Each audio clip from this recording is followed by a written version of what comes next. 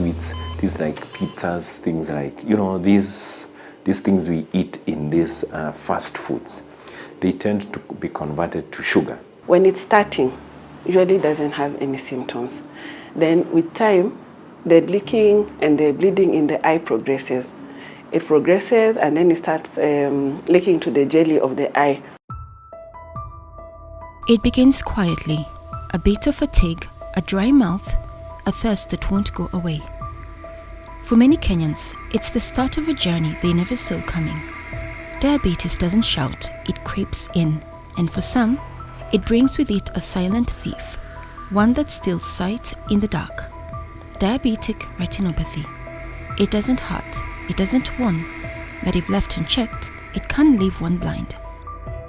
In this episode, we step into the reality behind the numbers, the rising cases, the daily battles, the hope. We speak to Dr. Daniel Katambo, who's on the front lines of diabetic care in Kenya.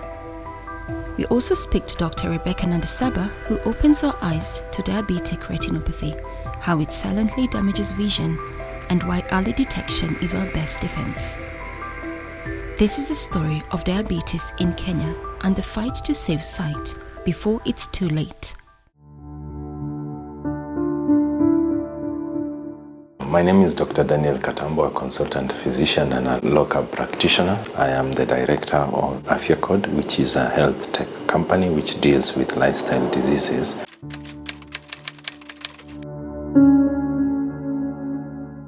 So diabetes is a group of diseases actually that results in elevated, if your sugar is supposed to be around 4 to 7, then the sugar is usually around above where it's supposed to be. And anything that is above, usually we call it diabetes.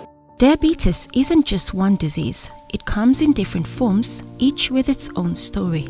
We could have type 1 diabetes, type 2 diabetes, gestational diabetes, and other forms of diabetes. When you consume anything that is converted to sugar, the pancreas produces insulin to deal with the sugar. So if the sugar comes in your blood increases like this, then you need insulin. But now if the pancreas is not producing insulin, then the sugar keeps going up. That is type 1 diabetes. Type 2 diabetes is a form of diabetes that comes as a result of the sugar going up. The pancreas is producing insulin, and initially actually the insulin is a lot, but it's not working properly. So you have this huge amount of insulin in your body, but it's not working properly. That is what we call insulin resistance.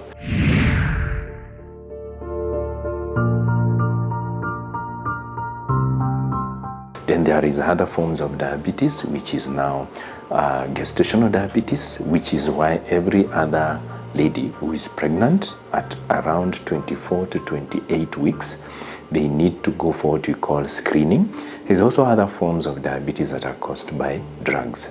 The people who commonly use drugs like steroids can induce diabetes. There's also diabetes that is associated with trauma, like for example the pancreas. You have gotten an accident and you have injured your pancreas. Now it means that the pancreas will not be able to produce insulin and you get diabetes. There is also other forms of diabetes that are driven by probably cancer of the pancreas that can also result in diabetes. I'm Dr. Rebecca Nandasaba, a consultant ophthalmologist with a subspecialty in a group of eye diseases that we call glaucoma. So diabetes has an effect on the eyes and causes different categories of eye problems. So we have one that we call cataracts, we have what we call diabetic retinopathy, and we also have glaucoma. Also, quite a number of patients suffer from what we refer to as a dry eye. So when these are put together, we classify them as diabetic eye diseases. Today, we focus on diabetic retinopathy, a common diabetes-related condition that affects vision. But how does it develop? What happens is that blood sugar rises in the bloodstream, and the higher it is, it now starts causing complications in the eye. All right. So at the back of the eye, we have what we call the retina, which is a layer of nerves that transmit information from the eye to the brain and helps us to see, and also has blood vessels.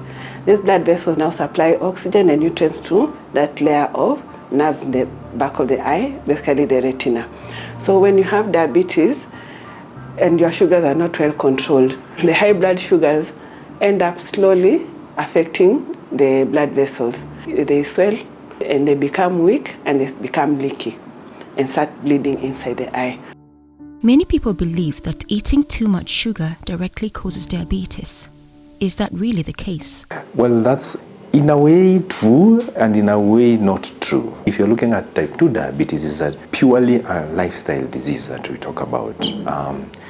Especially if you consume foods that are converted mainly to sugars, and especially those ones that we call ultra-processed foods. Things like biscuits, things like chocolates, things like sweets, things like pizzas, they tend to be converted to sugar. And when you take such an amount of sugar, because the conversion is actually high, the body tries to keep up. The pancreas produces insulin. You remember when I was talking about it produces and continues to try to keep up with the amount of sugar that you are bringing in. And for lack of better word, the pancreas at some point, let's say, gets just tired. And that is the time you get type 2 diabetes. While anyone can develop diabetes, certain factors can increase the risk. So the risk factors for type 2 diabetes, the diet that we consume. I'll give you an example. When we all finish campus, we are all thin. Then at some point we get married, or you are married, or something happens, you have children, and all of a sudden, a guy who had a BMI that was low starts to increase their weight. Now, what is weight? Weight, which is a risk factor to diabetes, is actually stored sugar. And now the pancreas is taxed with producing insulin. So inactivity is another risk factor. Just we are driving everywhere, we are using the elevator, so we become very, very inactive. And then a last bit of risk factors which is usually there are two things. One, the genetic factor, where we say maybe your mother, your uncle, your auntie had diabetes, and you therefore can have a small predisposition to type 2 diabetes. Type 2 diabetes is also associated with lifestyles like smoking and taking too much alcohol. So how common is diabetic retinopathy in our country? We have done several studies in the country. Some we've done in Embu, others have been done in Nakuru. From that, the information that we've been able to gather is that between 30 to 40% of patients who have diabetes have diabetic retinopathy.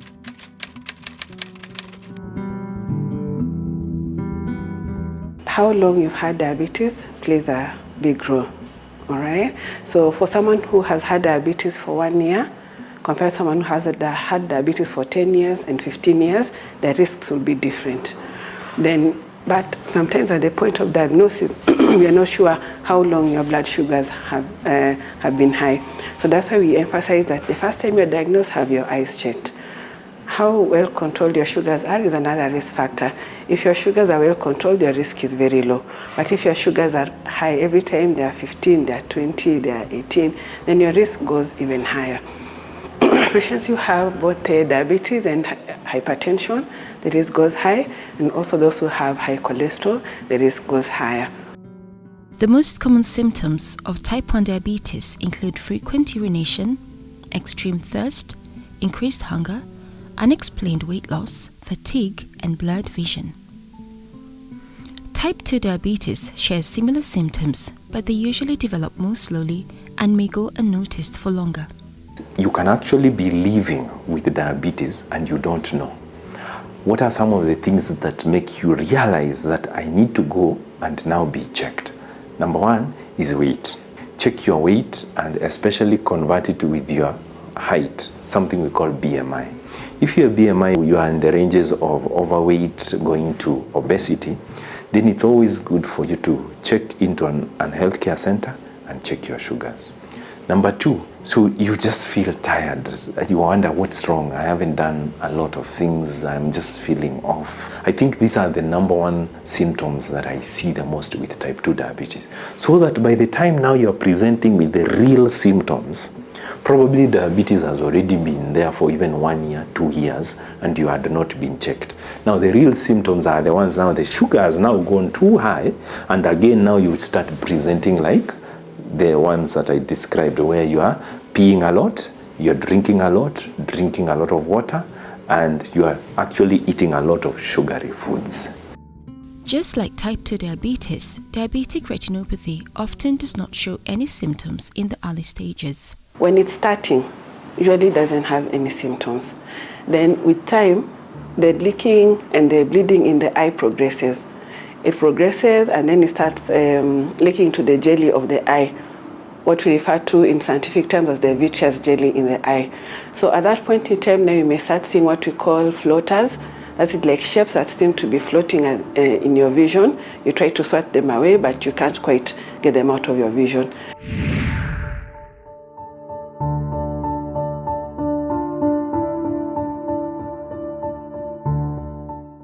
Then as the disease advances, then it starts affecting how clearly you can see, what we refer to as the visual acuity. So to make it more practical, you're watching TV, you realize you can't read the captions so well. You're walking on the road or you're driving, you can't read the billboard so well. You're reading your book and you're noticing the vision is blurry.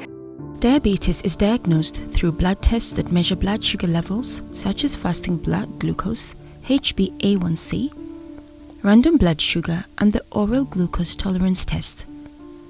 Understanding how diabetic retinopathy is diagnosed is the next important step in managing diabetic eye health. When you go to the hospital to have your eyes checked when you have diabetic retinopathy, we start off by first checking your vision, what we refer to as visual acuity, how clearly can you see. So we have these special charts in the clinics that you read, and it is able to classify for us your degree of vision. After that, depending on which center you go to, we check the back of your eye, the retina, either using a camera that takes a picture, or we can physically examine the eye. If we are going to physically examine the eye, there are special eye drops that we use to put in the eye to help open up the eye properly for us to see the back in detail. So now once we have put the drops and the eye has dilated properly, then we examine using a special machine and lens that now we examine the back of the eye. We watch out for the bleeding that we have mentioned. We look out for any swelling of the blood vessels and any swelling of the nerves at the back of the eye. Coming up after the break. So we talked a bit about diet, Yes. but now I want you to just explain a bit more. For instance, with the Kenyan diet, Yes. what are some of the foods that maybe we don't even realize that they have sugar and they have sugar? Yeah. And we don't think they're healthy. Yeah, this is a very important question, and which I find our population really struggling with. So if you have diabetes, your diet is very, very paramount, because what you eat actually has a lot of weight on how well your sugars are controlled. So far, we've seen how diabetes is identified through blood tests and why early detection is key in preventing serious complications like vision loss. But understanding the condition is only the first step. Knowing how it's treated and can be prevented is just as important. After the break, we'll shift our focus to the treatment options available for diabetic retinopathy and, more importantly, how it can be prevented. Stay with us. And now for a short healthcare tip. If you have diabetes, make it a priority to get a comprehensive dilated eye exam at least once a year. Diabetic retinopathy often develops without any noticeable symptoms in the early stages, which means you could be losing your vision without even realizing it. During a dilated eye exam, your eye care professional can detect subtle changes in the retina before they become serious. Along with keeping your blood sugar, blood pressure, and cholesterol under check, these regular eye checkups are one of the most effective ways to protect your sight and catch any problems early. Remember, early detection can make all the difference in preventing vision loss.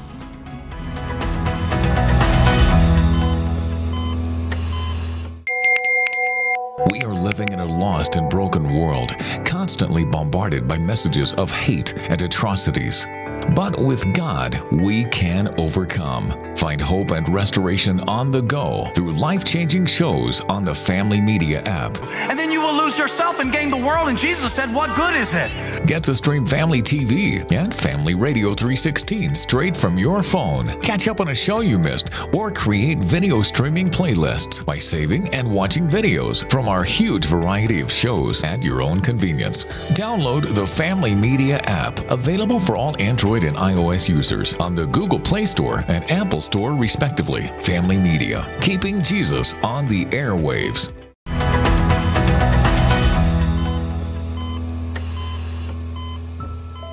Welcome back. Before the break, we explored how diabetes and diabetic retinopathy are both diagnosed and why early detection plays such a vital role in protecting vision. Now, let's turn our attention to what happens after a diagnosis, how diabetic retinopathy can be treated, and how it can be prevented. But first, let us speak to Dr. Katambo one-on-one. So we talked a bit about diet, Yes. but now I want you to just explain a bit more.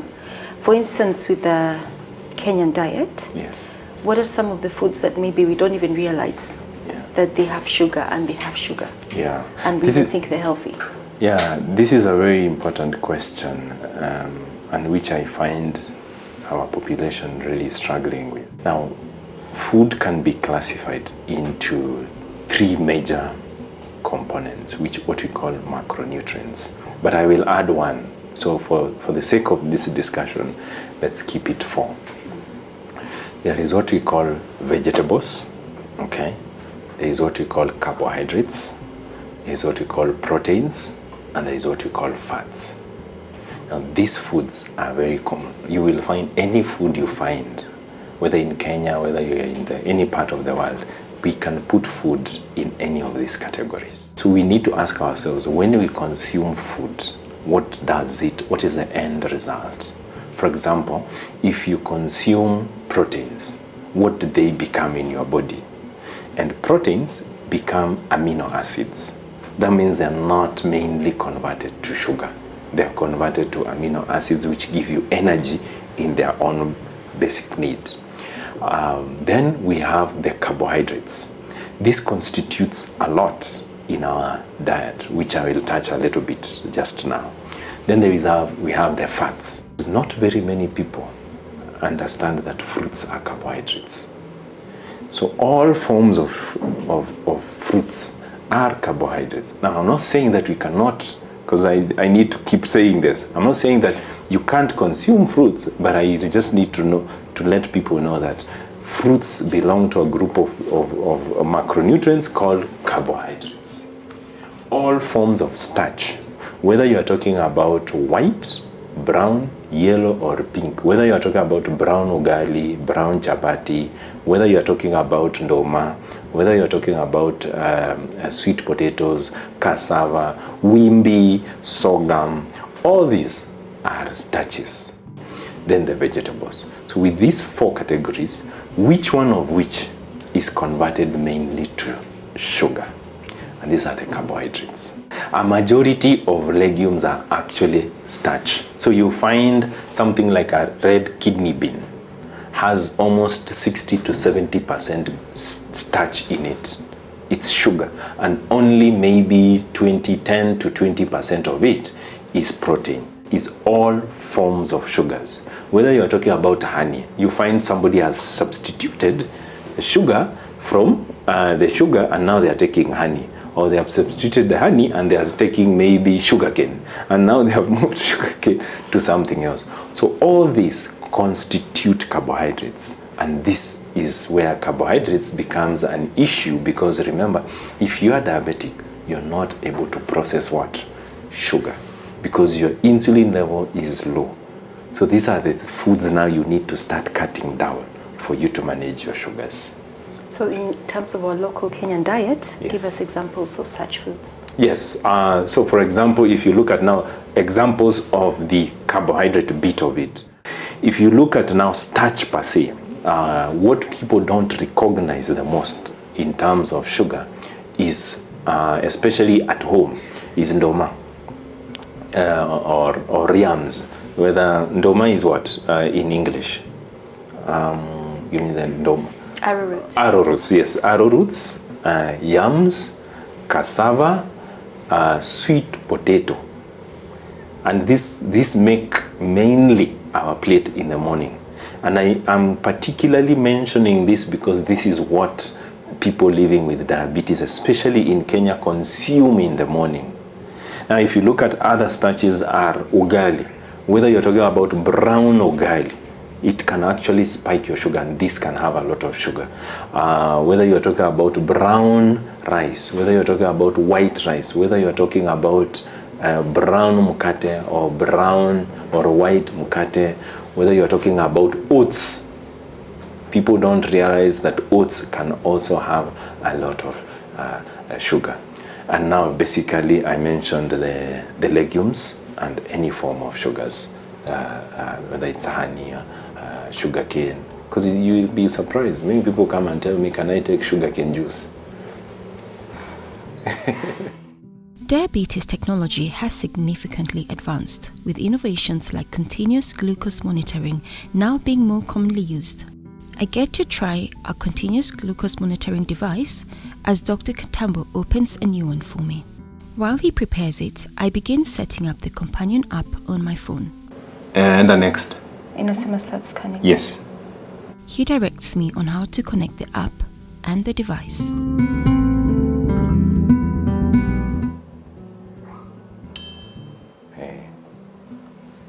Next, the app walks me through step-by-step instructions, simple enough for anyone to follow at home.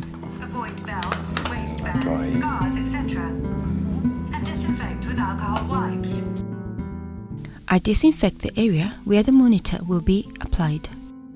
Align the blue mark on the sensor applicator So now you take this, with the mark on the transmitter tray. this, and you align it up. See this one? See this one here? And it comes to a stop. This one. So you press it.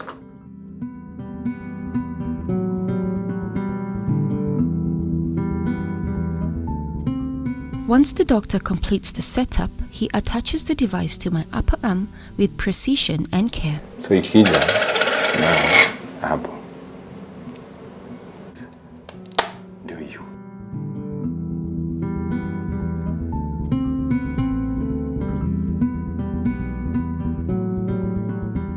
Press the sensor and adhesive around it to make sure it sticks securely to your skin. Next, we pair the device to my phone. Start sensor. Yeah, allow something. Then a warm up. 2 hours. The device needs to warm up for a few hours before it begins recording my blood glucose levels. I will observe the results later. Both diabetes and diabetic retinopathy are managed using a range of approaches that vary based on the condition's severity. So type 1 diabetes, we have to administer insulin to the individual or to the patient. For type 2 diabetes, now we have what we call oral hypoglycemic agents or oral drugs that you can take before we go to insulin. But a bigger chunk is lifestyle change. This can be accompanied by things like technology, where now we even for type 1 diabetes, we also have automated insulin pumps. In the early stages of diabetic retinopathy, when we examine your eye, what we see at the back is the swelling of the blood vessels. At that point in time, we don't institute any treatment. But what that tells us is that you are at a higher risk of developing even more complications of diabetes in the eye if nothing is done. But we now emphasize that you control your blood sugar better, because with better blood sugar control, now you slow down these complications from setting in. Then we need to follow you up closely to keep monitoring your eye. Then if your disease is more advanced, where now the blood vessels have started bleeding even more, and they have started forming new blood vessels, what we refer to as neovascularization in the eye, at that point in time now we intervene with specific treatment. Most of the time we do what we call laser treatment. Sometimes the nerves at the back of the eye swell when the vessels are leaky, and with that now we need to inject medication inside the eye to clear that swelling. Unfortunately, for some patients now, they come even at an even more advanced stage, where now the jelly in the eye has actual blood in it and there's scar tissue forming in the eye. So at that point in time, the patient would need surgery, where now the surgeon goes into the eye and now cuts away all that scar tissue. And sometimes they combine it also with laser to treat the back of the eye to stop any further bleeding or any formation of new blood vessels, which are not good for your eyes. Regular eye checkups are crucial for people with diabetes as they help detect diabetic retinopathy early, prevent vision loss, monitor disease progression, and support overall diabetes management. The first time you get diagnosed with diabetes, if it's type 2 diabetes, you need to have your eyes checked. From there, once the doctor sees how your eyes are, they'll guide you further on how frequent should your eye visits be. So if they have examined your eye and there's no diabetic retinopathy, then once a year is good. If they examine your eyes and they actually notice that you have a diabetic retinopathy that is setting in, they now classify, is it in the early stages or is it in the late stages? If it's still in the early stages, they might tell you come back after 6 months or come back after 4 months. We monitor how well you're doing and we re-emphasize on good blood sugar control. But now if we notice that there's a lot of bleeding in the eye, then now we say let's start treatment, and then now the frequency of your visits is now tailored to your treatment and the status of your retinopathy. Preventing diabetic retinopathy is possible, and while not every case can be completely avoided, the risk of developing it and its progression can be significantly reduced with the right measures. Physical activity. Physical activity is another big aspect where we say you have to put in at least 30 minutes, 5 days a week. We emphasize on a balanced diet. If you're diabetic, then you need to reduce the amount of carbohydrates that you take. And then more importantly, always follow up with your diabetic doctor, diabetologist, or your physician, because the key, I keep emphasizing, the key is good blood sugar control. The other thing that people also don't see as a preventive measure is proper mental health. Mental health, as I said, is important. Sleep. So if you don't sleep, your body is in a state of emergency. And this state of emergency produces extra hormones, right, that can stimulate you to eat more or remain in a state of anxiety.